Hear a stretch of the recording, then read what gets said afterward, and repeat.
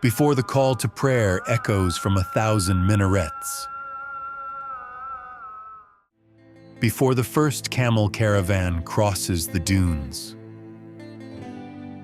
there is silence. The kind of silence that exists only at the edge of the Sahara, where the last stars fade into a sky turning gold, where sand meets emptiness in an unbroken line that stretches to infinity. And then Morocco wakes. Suddenly the world explodes with color. Red walls glow in the dawn. Blue doors open to reveal hidden courtyards. And the sound begins. Donkeys braying, merchants calling, motorbikes weaving through alleys barely wide enough for a person. This is Morocco.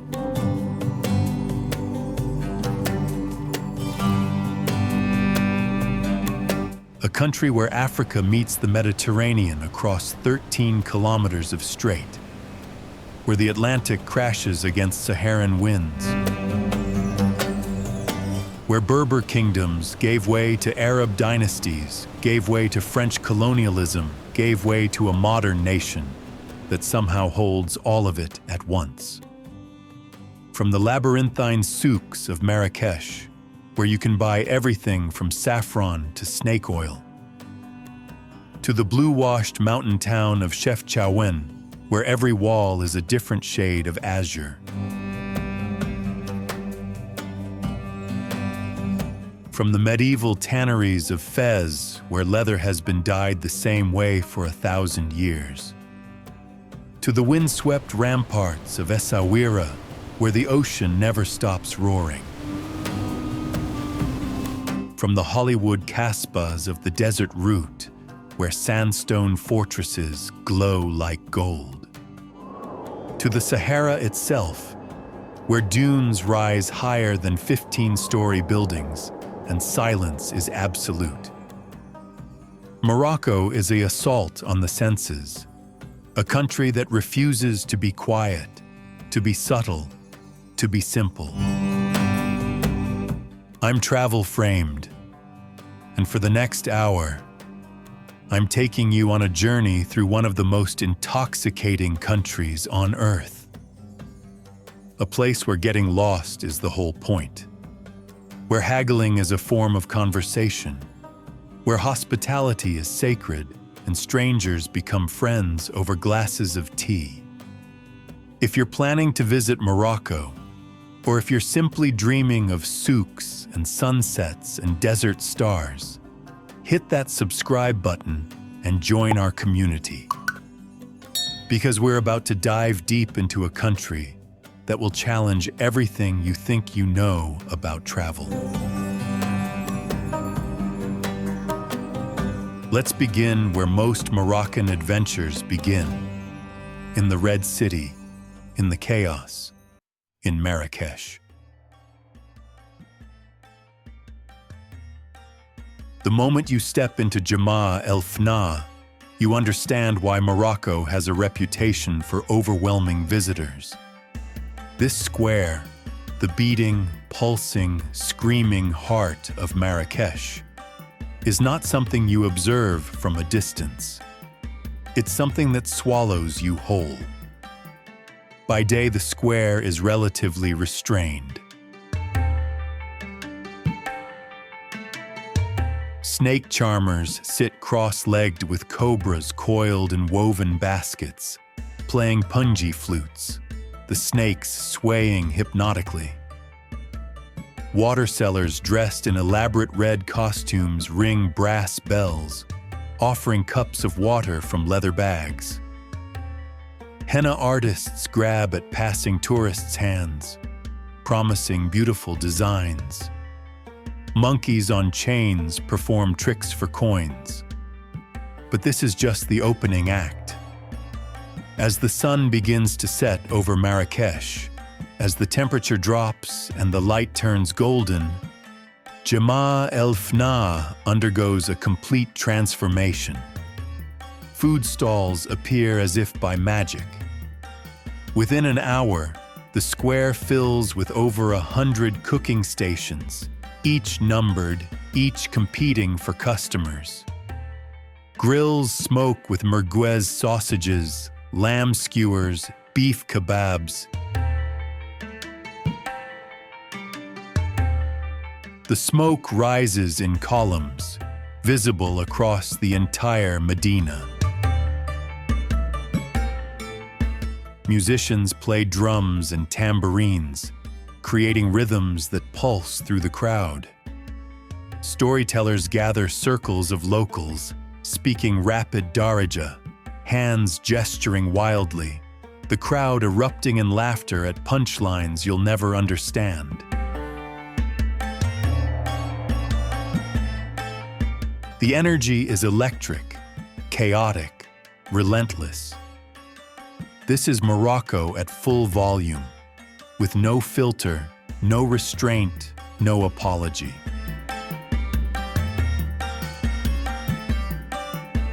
Rising above the chaos of Jemaa el-Fnaa, visible from almost anywhere in the Medina, is the Koutoubia Mosque.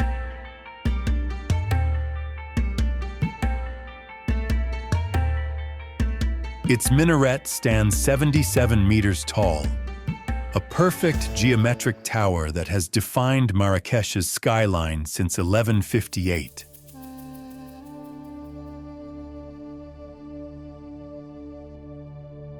The proportions are mathematically precise.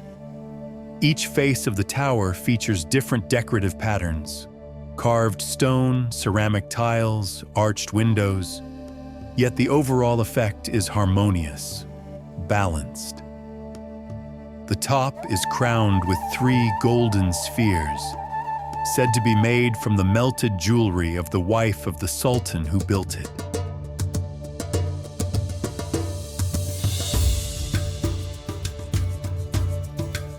The surrounding rose gardens bloom year-round, their perfume drifting through the nearby streets.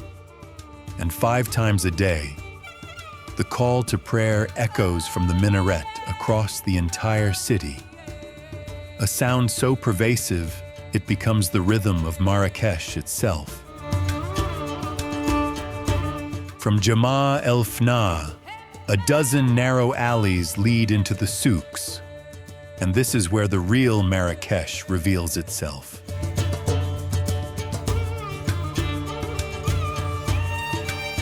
The souks are not a market. They're a universe.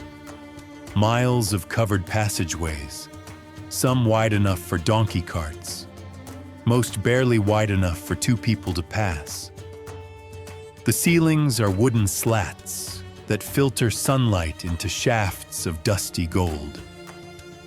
No GPS works here. No map is accurate. You will get lost. That's the point. Each souk specializes in a particular trade, a tradition going back centuries. The carpet souk is a canyon of textiles. Berber rugs hang from walls and ceilings in layers 3 or 4 deep. Geometric patterns in red, black, and cream. Symbols representing fertility, protection, the Atlas Mountains.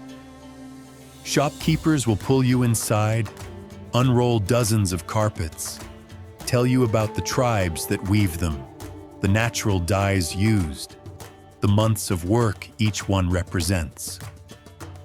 Haggling is expected. The first price is never the real price. This is theater, negotiation as social ritual.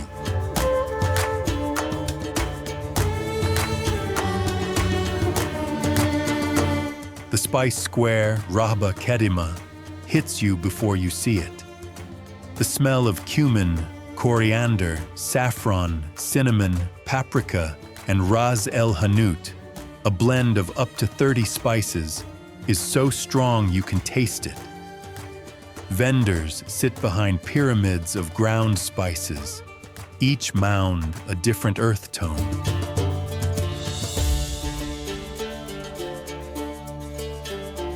This is also where you'll find traditional cosmetics, blocks of black soap made from olive oil. The metalworking souk is a symphony of hammering. Craftsmen sit in tiny workshops, pounding copper and brass into trays, lamps, teapots, mirrors. The sound echoes through the alley, a constant ringing that becomes white noise. Lanterns hang from every surface, pierced with intricate patterns that will cast geometric shadows when lit. But Marrakesh is not all chaos and commerce. Hidden behind unmarked doors and high walls are spaces of extraordinary tranquility. The Bahia Palace is one of these secret paradises. Its name means the beautiful or the brilliance. And the name is earned.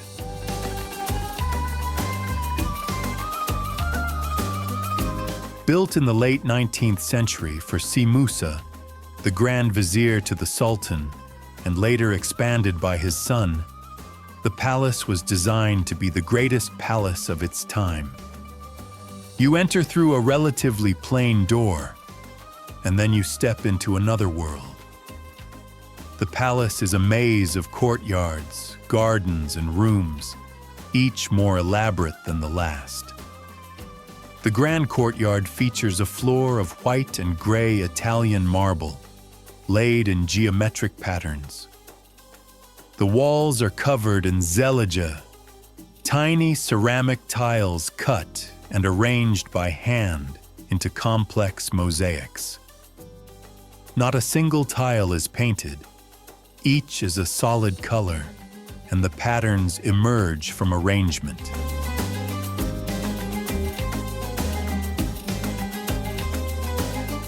The ceilings are painted cedar, carved into honeycombs and stalactites of wood.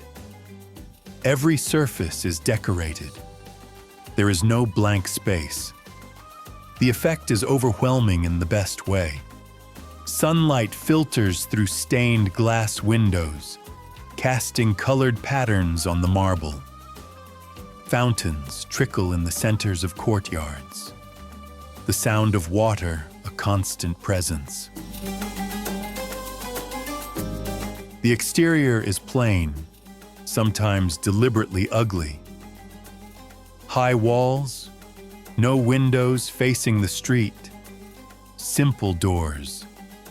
This is privacy, protection from the evil eye. But inside, within those walls, is paradise. If the souks are Morocco's chaos and the Bahia Palace is its hidden elegance, then Jardin Majorelle is its modern artistic soul. This botanical garden was created by French painter Jacques Majorelle in the 1920s and 30s. He spent years collecting plants from around the world, cacti from Mexico, bamboo from Asia, palms from the Pacific.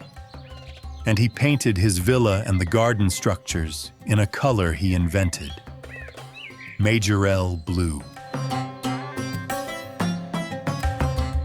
A cobalt so electric, so vivid, it almost vibrates against the Moroccan sun. After Majorelle's death, the garden fell into disrepair. And then, in 1980, fashion designer Yves Saint Laurent and his partner Pierre Berger purchased it and restored it. YSL loved Morocco, spent much of his life here, and after his death, his ashes were scattered in the rose garden. Walking through Jardin Majorelle is like walking through a painting. The blue villa sits among towering cacti, some over 5 meters tall. Yellow pots overflow with succulents. Bamboo groves create tunnels of green. Bougainvillea cascades in magenta waterfalls. Fountains and pools reflect the sky and the blue architecture. The garden is small, easy to see in an hour. But after the intensity of the Medina, it feels like an oasis, a place to breathe, to sit on a bench in the shade and listen to birds instead of vendors. There's a small museum dedicated to Berber culture inside the villa, and a memorial to Yves Saint Laurent, a simple pillar in the garden he loved. One more essential stop in Marrakesh, the Ben Youssef Madrasa. A madrasa is an Islamic school, and this one operated for over 400 years, training students in Quranic studies, Islamic law, Arabic grammar, mathematics. It closed in 1960 but has been restored and opened as a museum. Stepping through the entrance, you emerge into a courtyard that takes your breath away. To remind you of order, of divine geometry, of something larger than yourself. There's one last site in Marrakesh that deserves mention, though it's a ruin. El-Bali Palace. Built by Sultan Ahmad al-Mansur in the late 16th century, it was once among the most magnificent palaces in the world. Gold imported from Sudan, marble from Italy, India, Ireland, onyx, turquoise, crystal. Visitors described it as paradise on earth, a palace that rivaled anything in Istanbul or Persia. And then, a century later, Sultan Moulay Ismail stripped it completely. Took everything, the marble, the gold, the decorations, to build his own palace in Meknes. It took 10 years to dismantle. What remains are massive walls, empty courtyards, and sunken gardens. The palace is a skeleton, bones without flesh. But it's not entirely lifeless. Storks nest on top of the remaining walls, their huge nests visible against the sky. Dozens of them clacking their beaks, raising their young. Orange trees grow wild in the gardens below, unpruned, fruit falling unharvested. Standing in El-Bali, in the ruins of what was once unimaginable wealth, you feel the impermanence of power. Empires rise and fall. Palaces are built and destroyed. Beauty fades. But the storks don't care. They build their nests on the ruins and raise their young.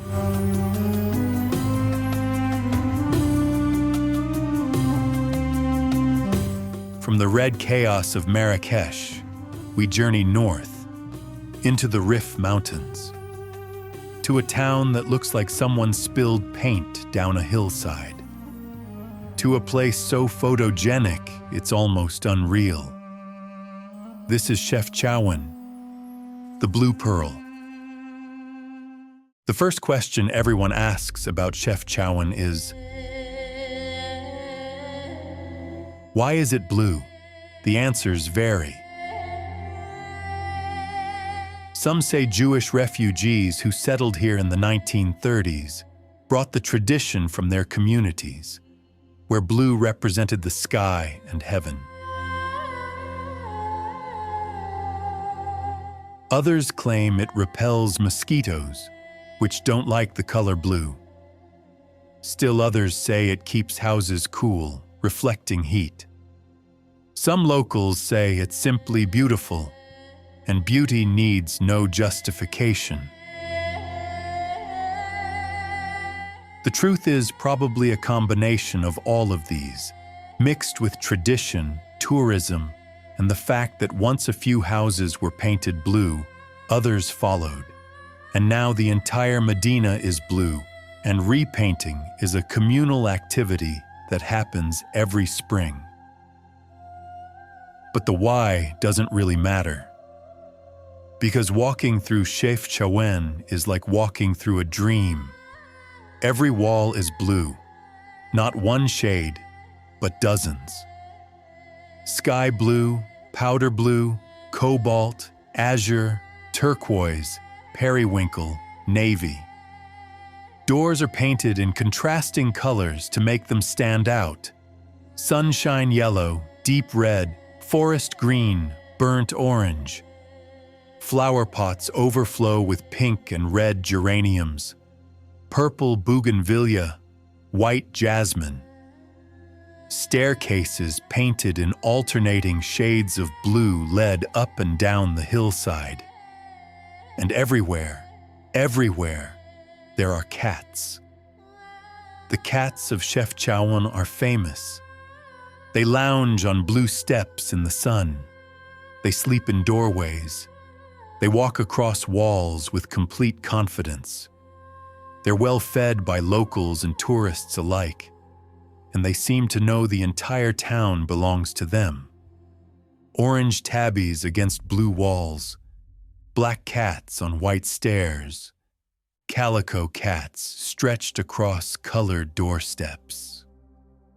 The most photographed spot in Chefchaouen is a narrow alleyway with stairs painted in varying shades of blue, lined with potted plants in terracotta and painted containers. You'll know it when you see it, because there will be people taking photos, waiting their turn for the perfect shot. It's been photographed millions of times, and yet, standing there yourself, camera in hand, it still feels magical. But Chefchaouen is not just one famous staircase. The entire Medina is a maze of blue. Wander in any direction, and you'll find beautiful corners. Archways framing blue alleys, fountains tiled in blue and white.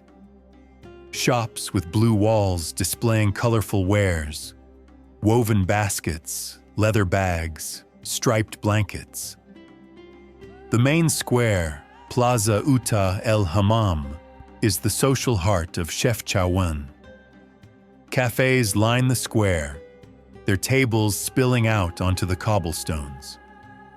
This is where locals and tourists mix, drinking mint tea, eating tagines, watching the world go by. The Kasbah sits on one side of the square, its red-brown walls a striking contrast to the surrounding blue. The Kasbah was built in the 15th century and now houses a small museum with exhibits on local history, traditional clothing, and old photographs of the town.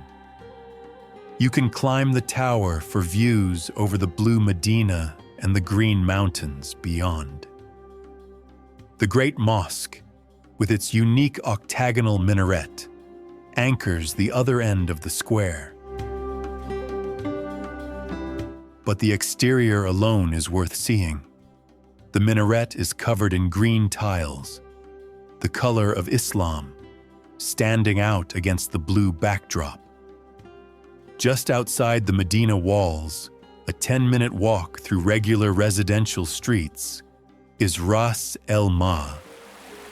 The name means head of the water, and it's where a small river cascades down rocks in a series of waterfalls.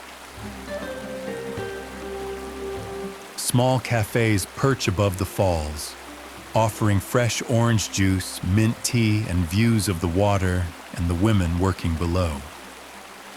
You can sit for an hour, listening to the sound of water and voices, watching laundry billow in the breeze.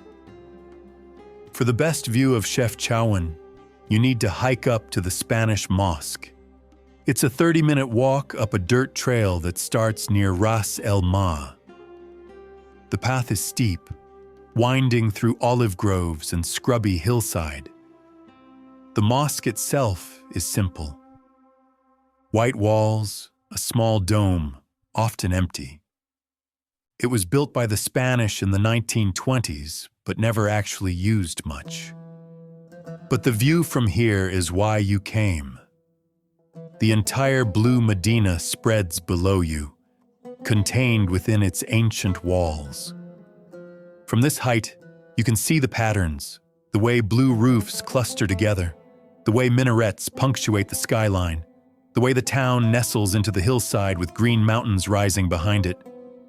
At sunset, the blue turns purple, then indigo, then fades into darkness as lights begin to twinkle in windows.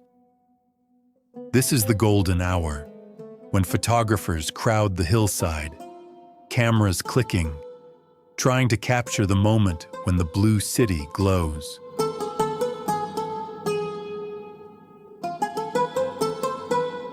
But it's not manufactured for tourists. People live here. Over 40,000 of them.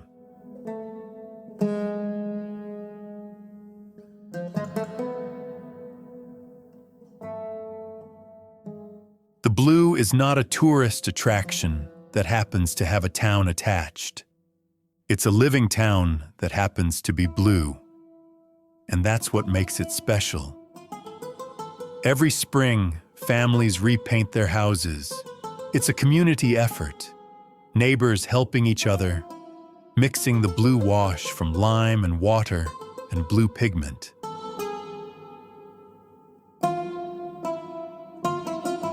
Spending time in Chefchaouen, you realize it's not just beautiful, it's peaceful. The pace is slower than Marrakesh. The people are friendlier, less pushy. Vendors don't chase you down the street. You can sit in a cafe for hours, and no one will rush you. You can wander the Medina without a destination, getting lost and found again, and it feels like meditation. Chefchaouen is Morocco at peace, a place where beauty is simply part of daily life. From the Blue Mountains, we travel east, to the oldest of Morocco's 4 imperial cities, to a place where the Middle Ages never really ended, to a Medina so vast and complex that UNESCO declared the entire old city a World Heritage Site. This is Fez, and stepping into its Medina is like stepping into a time machine.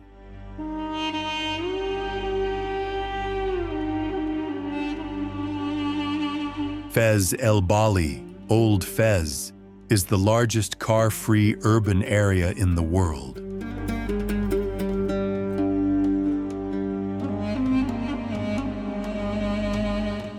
Over 9,000 narrow alleys wind through the Medina. More than 300 mosques, thousands of shops, workshops, homes, schools, and not a single car. The only vehicles are donkeys and handcarts, and even they struggle to navigate the narrowest passages. You enter the Medina through one of the massive gates. The most famous is Bab Bou Jalaud, the Blue Gate, covered in blue and green tiles. It's relatively new, built in 1913, but it's become the iconic entrance to Old Fez. Beyond the gate, the main street, Tala Kebira, slopes downward into the Medina. Shops line both sides, selling everything. Within minutes of entering, you're completely disoriented. The streets fork and split. Passages lead to dead ends. Everything looks the same. White walls, arched doorways, glimpses of courtyards beyond. Getting lost in Fez is inevitable. It's also part of the experience. Some tourists hire guides, and that's fine. But there's something to be said for wandering without a destination, letting the Medina reveal itself. You'll stumble into workshops where craftsmen make traditional goods the way their grandfathers and great-grandfathers did. Men hammering copper into trays, boys dyeing leather in massive vats, weavers at looms creating silk and wool fabrics, woodworkers carving intricate geometric patterns into cedar. And eventually, if you ask enough people Chouara Tannery and point in various directions, you'll find it. The Chouara Tannery is the most famous site in Fez. It's also the most pungent. Leather has been processed here using the same methods since the 11th century. Maybe earlier. No one knows exactly. From the viewing terraces above, located in leather shops surrounding the tannery, you look down into dozens of stone vats filled with dyes and natural substances.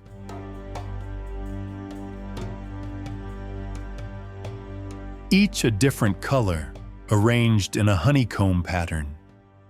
Men stand waist-deep in the vats, stomping on animal hides to soften them. They're not wearing protective gear, just shorts or rolled-up pants. They stand in these vats all day. The smell hits you before you see the tannery.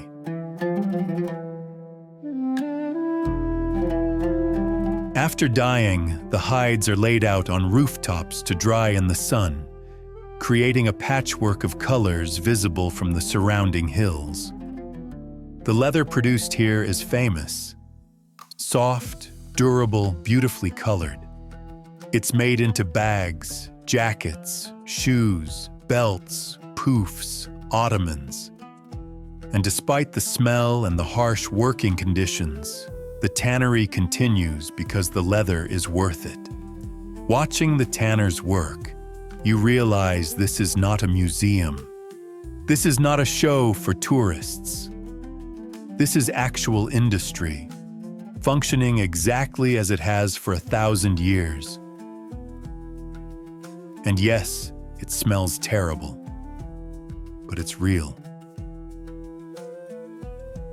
Deeper in the Medina, hidden behind high walls, is one of the most important institutions in the Islamic world, the University of Al-Qarawiyyin.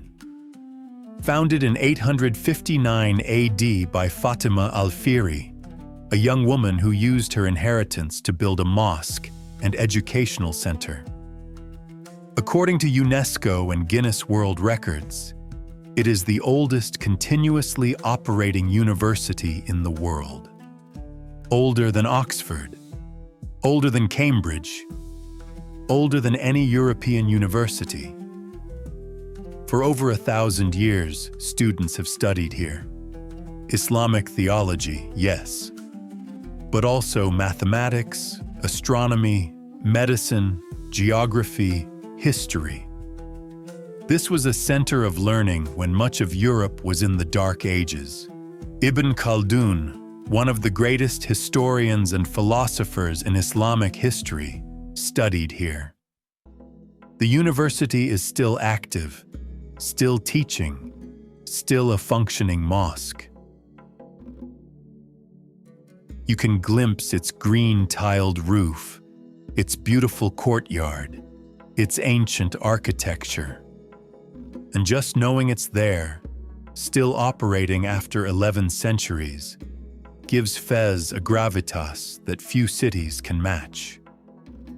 The madrasas of Fez, the Islamic schools, are open to visitors, and they are spectacular. The Al-Tarin Madrasa, built in the 14th century, is a masterpiece of Marinid architecture. You enter through a modest doorway and emerge into a courtyard so beautiful it stops you in your tracks. A central fountain, its basin carved from a single piece of marble. Walls covered entirely in zellige tile and carved stucco, so dense with pattern that your eye doesn't know where to focus. cedar wood beams and lattice work overhead, painted in intricate designs. Columns of marble, arches within arches within arches. Sunlight filters through the open courtyard, illuminating different details at different times of day. Morning light hits the western wall, making the Zellige glow. Afternoon light floods the fountain, reflecting patterns onto the surrounding walls.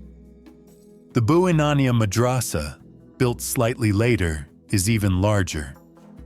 It's one of the few religious buildings in Fez that non-Muslims can fully enter, including the prayer hall.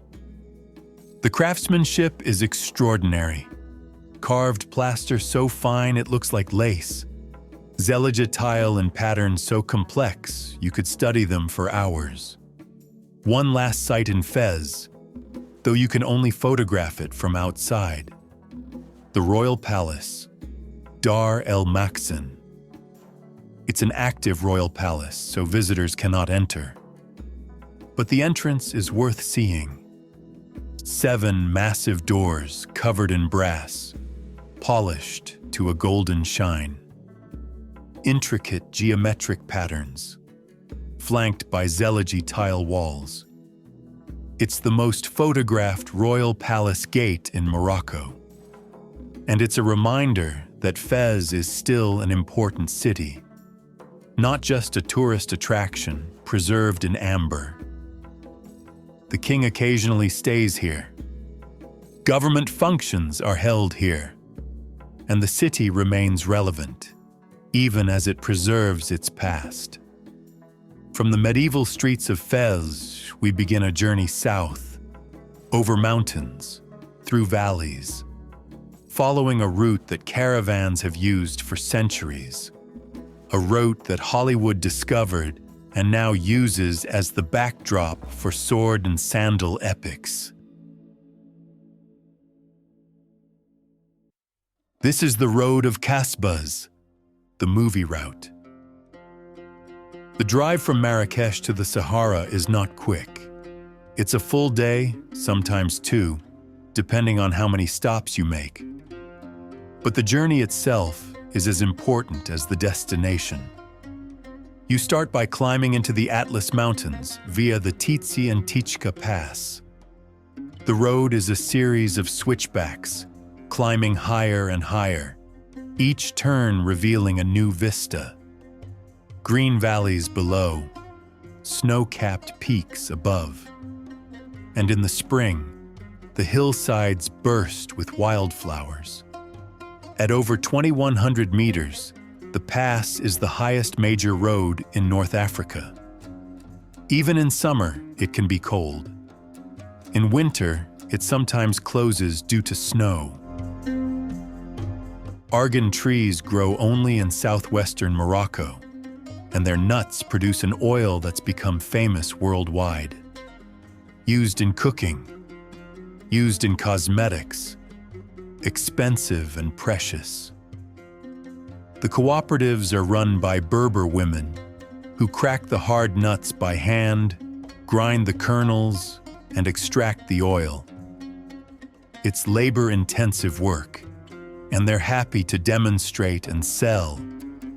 But the real attraction is the goats. Argan trees have twisted, thorny branches, and goats, being goats, climb into them to eat the fruit. So you'll see goats, sometimes a dozen of them, balanced in the branches of argan trees, looking completely at ease 15 feet off the ground. It's one of those sights that makes you do a double take. Are those really goats in trees? Yes. Yes, they are. After crossing the Atlas Mountains, you descend into a different world. The vegetation changes. The architecture changes. The air feels different. You're entering the pre-Sahara. Not the full desert yet, but close. And the landscape is dotted with kasbahs. A kasbah is a fortified residence or village, built from rammed earth and clay. Thick walls, tall towers, designed to protect against raids and the harsh environment. They blend into the landscape because they're made from the landscape. Earth, straw, water. When they're abandoned, they slowly melt back into the ground. The most famous kasbah on this route is Ait Ben Haddou, a UNESCO World Heritage Site and one of the most filmed locations in Morocco. Ait Ben Haddou sits on a hillside overlooking a river valley. To reach it, you cross a small river on stepping stones, the water shallow but swift. On the opposite bank, the Ksar rises, a cluster of earthen buildings stacked against the hill, connected by narrow passages and staircases. The buildings are made of pisse, rammed earth mixed with straw. The walls are thick to insulate against heat and cold. The towers have crenellated tops, designed for defense. Beyond, the landscape turns brown and rocky, stretching toward the Atlas Mountains in one direction and the Sahara in the other. Ait Ben Haddou has appeared in countless films.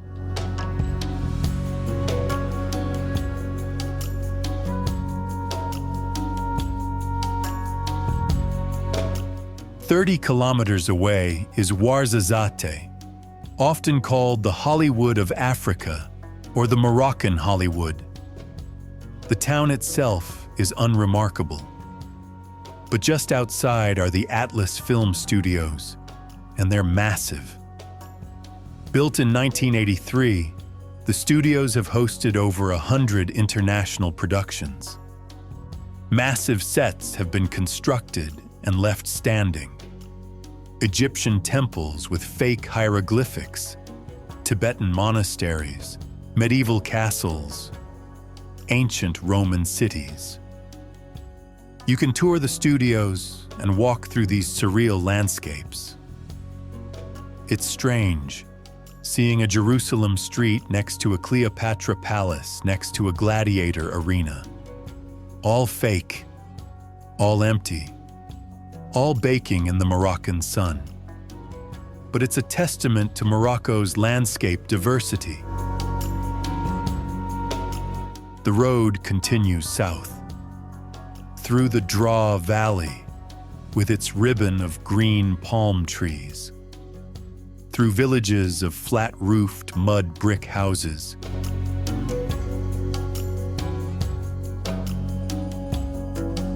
through landscapes that get progressively more barren, more rocky, more dry.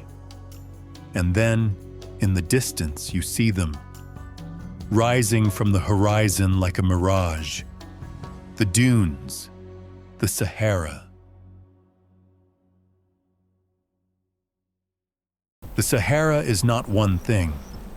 It's rock desert, gravel plains, salt flats, and yes, sand dunes. But when most people picture the Sahara, they picture the dunes. And the Erg Chebbi dunes near Merzouga are some of the most spectacular in Morocco. They rise up to 150 meters. They stretch for 28 kilometers north to south. And they are breathtakingly beautiful. The color changes with the light. At dawn, they're soft pink and gold, the shadows deep purple. By midday, they're almost white under the fierce sun, the heat shimmering off the sand. At sunset, they turn deep orange, then red, then copper. And at night, under the stars, they're silver and black, sculpted by moonlight. The only way to experience the dunes is to go into them. And for most visitors, that means camels. Camel treks into the Sahara usually leave in late afternoon from the edge of Merzouga. The camels kneel, you climb on, and then they stand.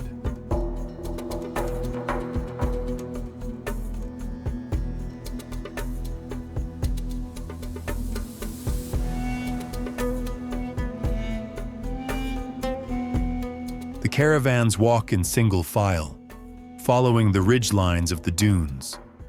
Your camel is tethered to the one in front. The guide, usually a young Berber man in traditional blue robes, walks alongside or rides the lead camel. The silence is profound. No engines, no voices. Just the soft shuffle of camel feet in sand and the occasional grunt or bell. As you climb higher into the dunes, the modern world disappears. No buildings, no roads, no power lines. Just sand and sky.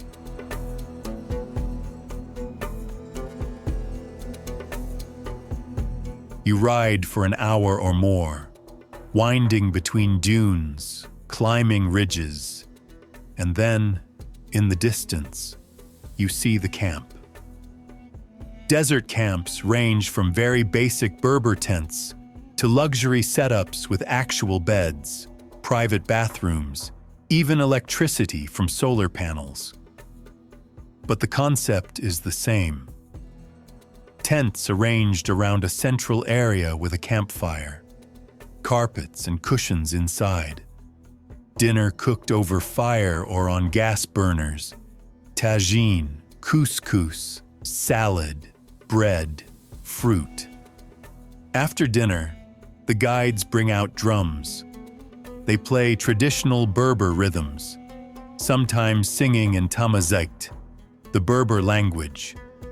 The sound echoes across the dunes.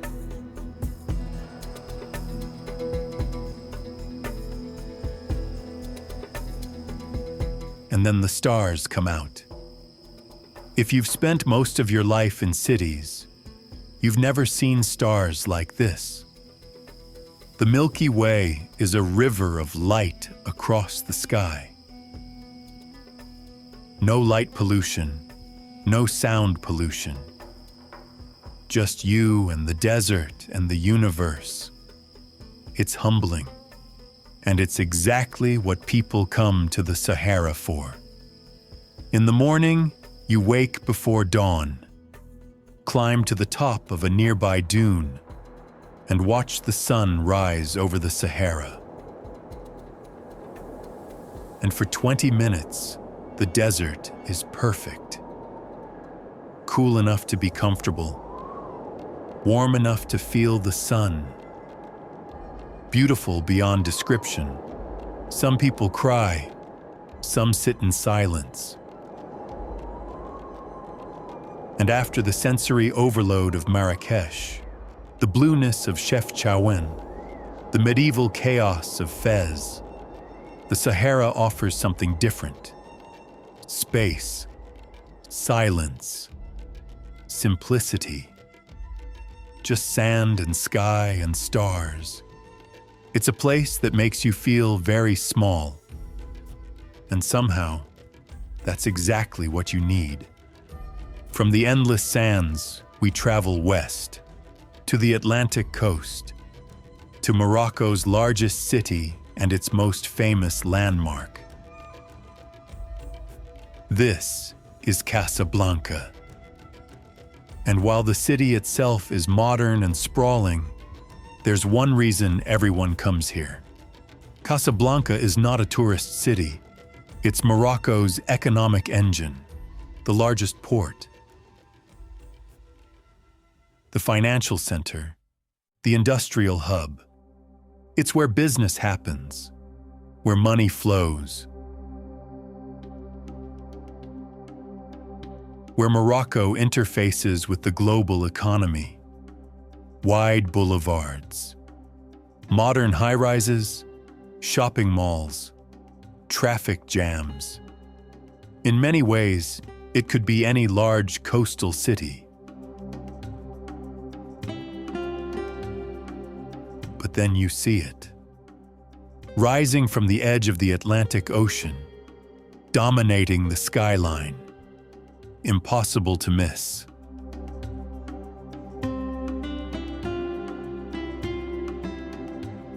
The Hassan II Mosque.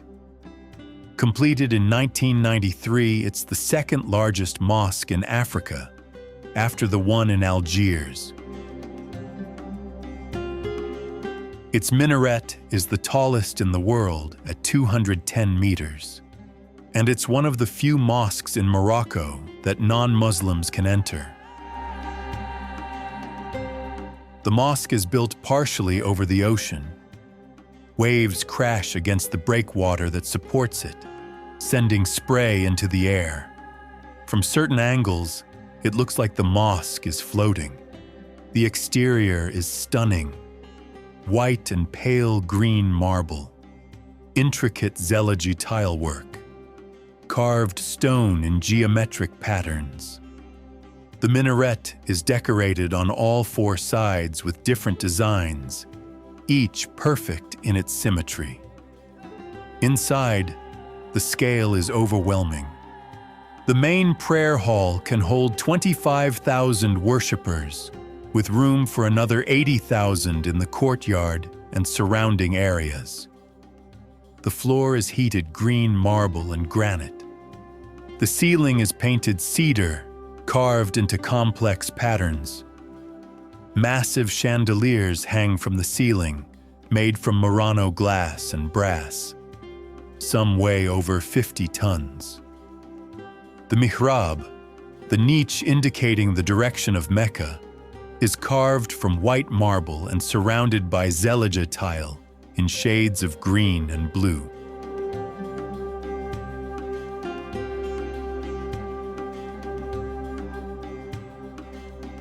Outside the mosque, the corniche stretches along the Atlantic.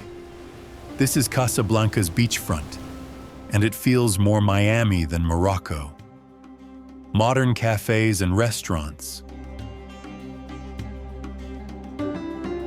From modern Casablanca, we travel south along the coast, to a city that feels like a different Morocco entirely. A city where art and wind and ocean mix. A city that's become a haven for surfers, artists, and anyone seeking a slower pace.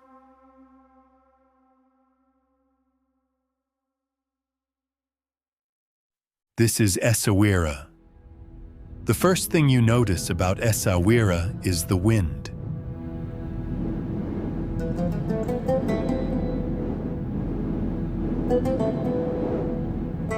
It never stops. Trade winds blow from the Atlantic, constant and strong. They keep the temperature moderate year-round.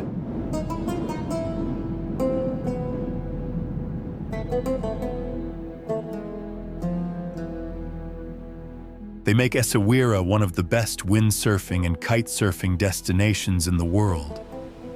And they make walking along the beach feel like leaning into a gale. But the wind is part of Essaouira's charm. It keeps away the worst of the summer heat.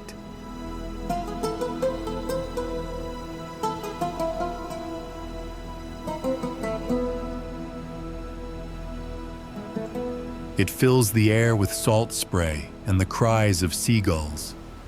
And it gives the city a wild, untamed feeling. Essaouira is smaller than Marrakesh or Fez, more intimate, more manageable. The Medina is laid out in a grid, designed by a French architect in the 18th century. Unlike the labyrinthine Medinas of other Moroccan cities, you can actually navigate Essaouira without getting lost.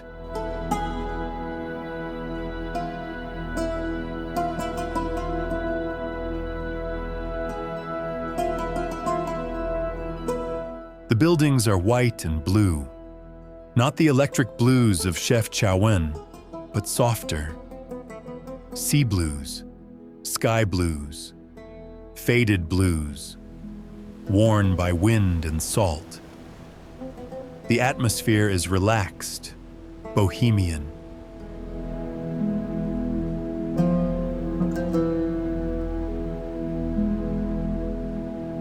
The most iconic feature of Essaouira is the ramparts, the Scala de la Ville.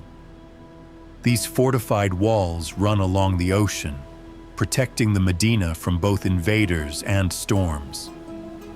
Bronze cannons line the ramparts, pointing out to sea. Relics of when Essaouira was a strategic port, when European powers competed for control of Moroccan trade. The cannons are weathered, green with age. Some have fallen from their mounts, but they remain, symbols of a turbulent past. Walking along the ramparts, wind whipping your hair, waves crashing below, you feel the raw power of the Atlantic. There's a famous archway called the Hole in the Wall that frames the ocean perfectly. It's been photographed countless times, but it never gets old. The stone arch, the blue water beyond, the white spray, the seagulls circling.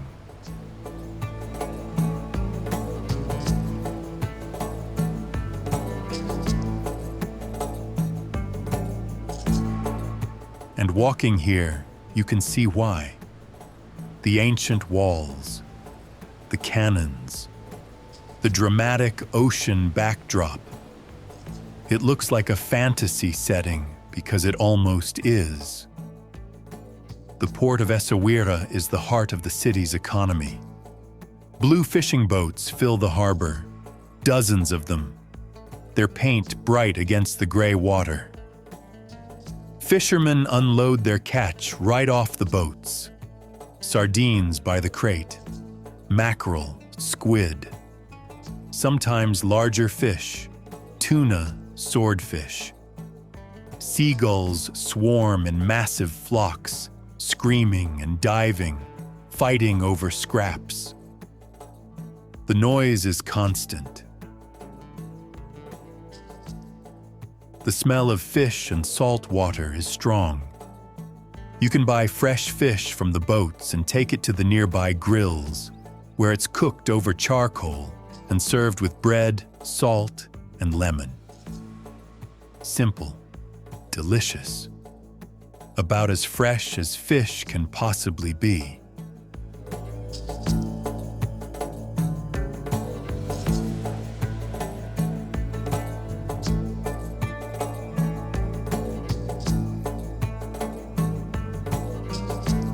Essaouira is Morocco at its most relaxed, the anti-Marrakesh. And after the intensity of the desert and the Medinas, it's exactly what you need. We've traveled from red cities to blue, from ancient Medinas to modern mosques, from mountain passes to ocean winds, from the chaos of Marrakesh to the silence of the Sahara. But Morocco has more to offer. And while we can't cover everything, there are a few more places worth mentioning. Rabat, Morocco's political capital.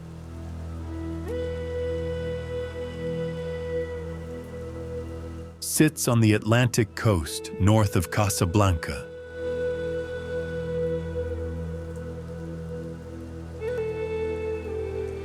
It's calmer, greener, more organized than most Moroccan cities. Wide boulevards, gardens, embassies. The Hassan Tower is an unfinished minaret from the 12th century, part of an enormous mosque that was never completed.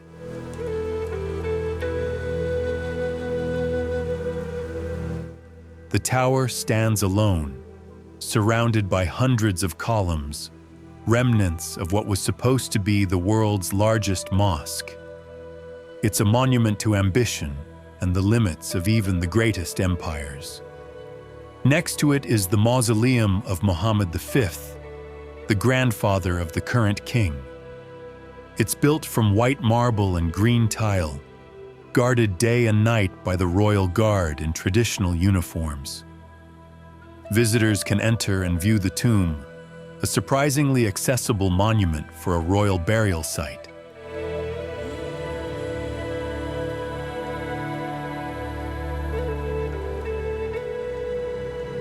The Kasbah of the Udayas sits on a cliff overlooking the river and ocean. Its blue and white streets feel like a smaller, quieter version of Chefchaouen. Gardens with orange trees, cafes serving mint tea, views over the water.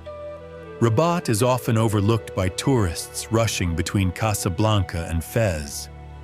But it's worth a day, especially if you want to see Morocco's political and administrative heart.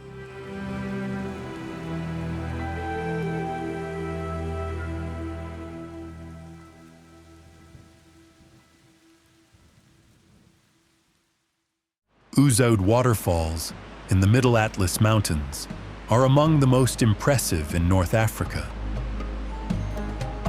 The water cascades over cliffs in multiple tiers, dropping over 100 meters into pools below. The area is green and lush, fed by the river.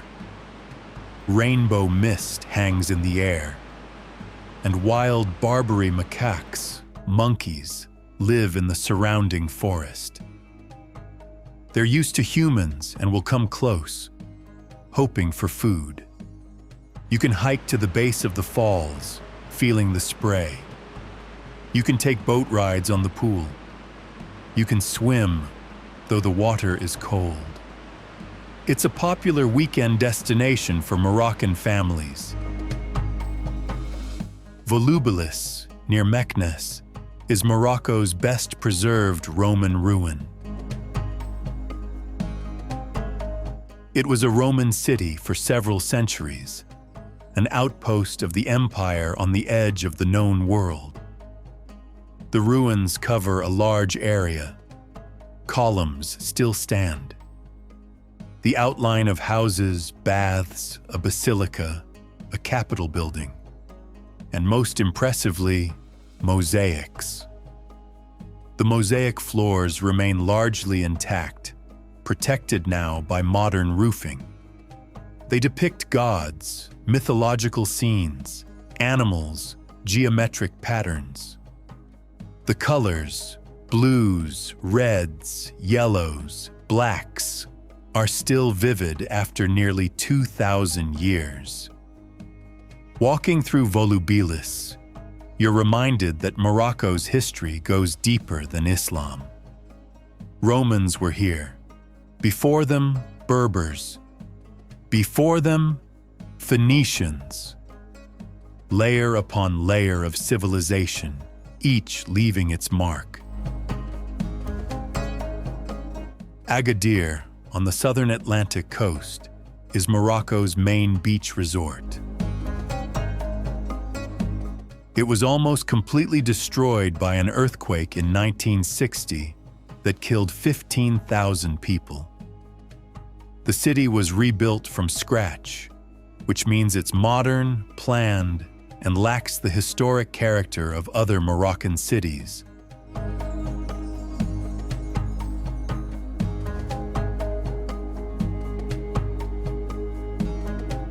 But it has beaches, miles of sandy beaches, warm water, surfing, beach clubs.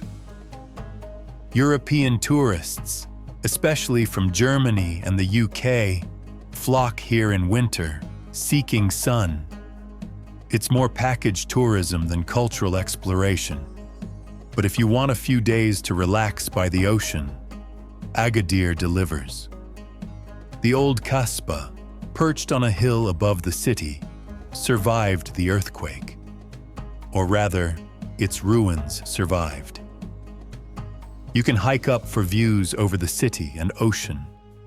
And there's a poignant memorial to the earthquake victims, a reminder of the city's tragic past.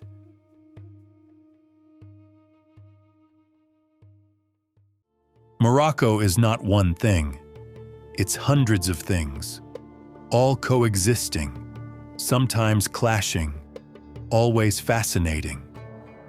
And now, as the sun sets one final time, we return to where we began, to the square in Marrakesh, to the beating heart of Morocco, to Jemaa el-Fnaa. Morocco is not a country that reveals itself quickly. It doesn't offer up its secrets on the first day, or even the first week. You have to earn it, by getting lost in Medinas and finding your way out, by drinking endless glasses of mint tea while shopkeepers tell their stories, by haggling over prices and laughing when you both know the game, by riding camels into the desert and watching stars you've never seen. You've walked through red cities and blue.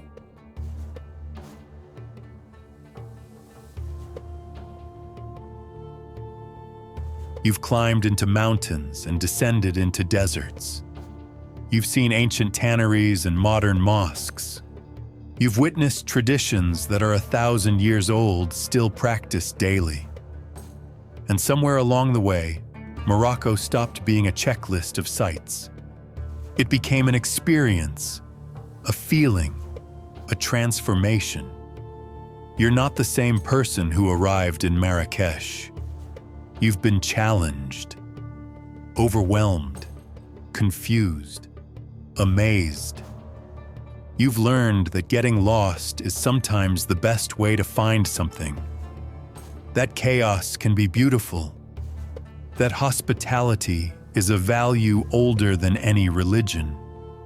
That a country can hold contradictions, ancient and modern, African and European, traditional and progressive, and still make perfect sense. Morocco doesn't fit into boxes. It spills over. It refuses to be categorized. And that's exactly what makes it extraordinary. The call to prayer echoes from the Koutoubia minaret, cutting through the noise of Jemaa el-Fnaa. The vendors pause for a moment, the musicians quiet. And then, as the call fades, the chaos resumes. Because this is Morocco. If this journey inspired you, if it made you want to book a flight to Casablanca, to wander the blue streets of Chefchaouen, to ride camels into the Sahara, to get lost in the souks of Fez and find yourself again, then hit that subscribe button. Join the travel-framed community. We're here to show you the world in all its complexity and beauty. The places that challenge you, the places that change you, the places that refuse to be simple. Until next time, keep exploring, keep wondering. Keep seeking out the places that make your heart beat faster and your perspective shift. This is Travel Framed. Safe travels.